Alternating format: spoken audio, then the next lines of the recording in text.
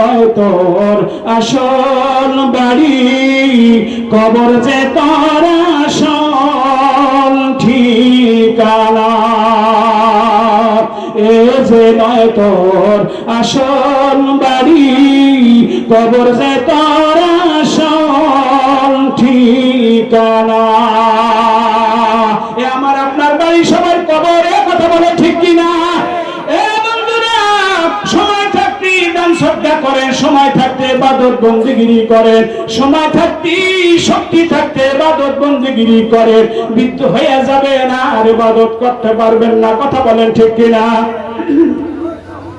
এখন পয়সা করি আছে, এখন দান সদকা করে রাখে, যখন পয়সা থাকবে না তখন আফসোস করবেন, দান করতে পারবেন না, কথা বলেন ঠিক কিনা? এখন সুস্থ আছে, এখন জামাতে নামাজ পড়ার সময়, এখন সুস্থ আছে, এখন তবলিগে সিল্লে দেওয়ার সময়, এখন সুস্থ আছে, এখন চরমনায় যাওয়ার সময়, এ কথা বলেন ঠিক কিনা? এখন সুস্থ আছে, এখন ময়দানে নারায়ে তাকবীর আল্লাহু আকবার বলিয়া দেওয়ার সময়, কথা বলে ঠিক কিনা? এখন শক্তি আছে, এখন জিহাদের ময়দানে যাওয়ার সময়, কথা বলে ঠিক কিনা? কিন্তু যখন বৃদ্ধ হইয়া যাব তখন আর কিছু করা সম্ভব হবে না। এখন যৌবন আছে, এই যৌবন কিন্তু বড় দামি, যৌবন বসে একটা সেজদার বড় দাম, কথা বলে ঠিক কিনা? কারণ যৌবন বসে আপনার বন্ধুরা বাদ নাই, এ কথা বলে ঠিক কিনা? যৌবন বসে আপনার বন্ধু বান্ধব কত, এই যৌবন হারিয়ে ফেলাইলে আরে বার্ধক্য আসিয়া গেলে কেউ আর ভালোবাসে না, কথা বলেন ঠিক কিনা? এই জন্য তার জুবানি তওবা করবান শিবায়ে পয়গম্বরি ওয়াক্তে পীরে গুরগি জালেম মিশাওয়াত পরহেজগারি। ও যুবক, তোমার যৌবনটা ইবাদতে লাগাও, তোমার যৌবনটা ইবাদতে লাগাও। আরে বৃদ্ধ বয়সে ইবাদত যদি কম করতে পারো, আল্লাহ যৌবনের ইবাদতে বৃদ্ধ বয়সে বোনাস দিয়ে দেবে। যারা বলেন সুবহানাল্লাহ। দেখবেন গভর্নমেন্ট যৌবন বসে চাকরি দেয়, যখন বার্ধক্য আসিয়া যায় তখন তাকে পেনশন দিয়ে দেয়, তখন সে রিটায়ার্ড পারসন হয়ে যায়, তারপরে ঘরে বসে বসে টাকা পায়, কথা বলেন ঠিক কিনা? আরে দুনিয়ার সরকার যদি এটা দিতে পারে, বিশ্ব সরকার আমার মাওলা আল্লাহ কয় যৌবন বয়সটা আমারে দিয়ে দে। আরে বৃদ্ধ বয়সে তুই পারবি না আমি জানি, আরে বৃদ্ধ বয়সে আমি তোরে ছাড় দিয়ে দেবো। সরে বলেন সুবহানাল্লাহ। এই জন্য যুবক, পাউডা গাইতে রে বাবা, পাউডা গাইতে, আর দাড়িতে খুল লাগাস না, আর মা বাবারে গালি দিস না, আর মা বাবার সাথে খারাপ বেয়াদবি করিস না। আরে মা বাবার চেহারার দিক মহব্বতের নজরে আরে সন্তান যদি তাকায়, আমার আল্লাহ এই সন্তানের আমল নামা একটা কবুল হাজারে সওয়াব দিয়া দেয়। জোরে বলেন সুবহানাল্লাহ।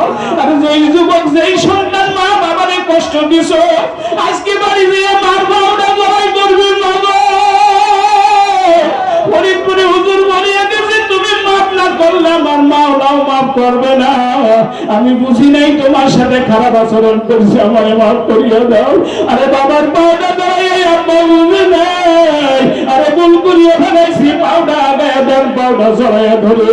আল্লাহ মা বাবার পাও ধরিয়া যদি মাপ চাইয়া নিতে পারো, সাথে যদি চোখের দুপুটা পানি ছাড়িয়া দিতে পারো, এই মা বাবা তোমারে মাপ না করিয়া পারবে না, কথা বলেন ঠিক কিনা? আমার মা বাবা দুনিয়ায় নাই, আমি এখন কি করব? আমি এখন কার পাও ধরবো? আমি তারে পরামর্শ দিই, আপনার তৌফিক যা আছে ওই মা বাবার নামে দান করে। আর যদি সুযোগ পান রাত্রি যাবে, না হলে জুমার দিন যে মা বাবার কবরের কাছে দাঁড়াবে, ওই মা বাবার কবরের কাছে যাইয়া আরে কিছুই যদি না পারেন, একবার সূরা ফাতিহা, 3 বার সূরা ইখলাস, কয়েকবার দুরূদ শরীফ পড়িয়া রব্বির হামহুমা কামা রাব্বায়ানি সগীরা। ওগো মালিক, আমার মা বাবা আমাকে ছোট অবস্থায় যেইভাবে লালন পালন করছে, আল্লাহ আমার মা বাবা তোমার কুদরতি হাতে আমার মা বাবাকে ওইভাবে লালন পালন করিও। এই তোমার করতে চোখের দিকে দুটা পানি যদি আপনি নাকের ডগায় ফেলাইতে পারেন, আল্লাহ পাকের হাবিব বলেন উম্মত ওই চোখের বাড়ির নাকের ডগার আসে আগেই মা বাবার কবর আমার মাওলার মাফ করিয়া দেবে। জোরে বলেন সুবহানাল্লাহ। শুধু খালি মা বাবার কবর মাফ হবে না, ওই সন্তানেরও জিন্দেগির গুনাহ আমার মাওলা মাফ করিয়া দেবে। কাজী যুবক রে, যারা মা বাবার সাথে খারাপ আচরণ করিয়া ফেলাইছো বাবা, আর ধমক দিয়া কথা বলবি না, যাইয়া বাউটা জড়াই ধরবি, মা বুঝি নাই মাফ করিয়া দেয়। আর যতদিন বাইসে থাকবে যতটুক পারো খেদমত করবা। আর মা বাবা যারা হারায় ফেলাইছে তাদের জন্য বেশি বেশি দান করবেন, আর তাদের জন্য দোয়া করবেন। আর মা বাবার আপনজন যারা, তাদের সাথে সুসম্পর্ক করে তুলবেন, তাদের কাছে যাবেন, তাদের সাথে মহব্বত বজায় রাখবেন, তাদের হাদিয়া তোফা দেবেন, মহব্বত বিনিময় করবেন। আল্লাহ আপনি আমাদের সবাইকে কবুল করে নেন।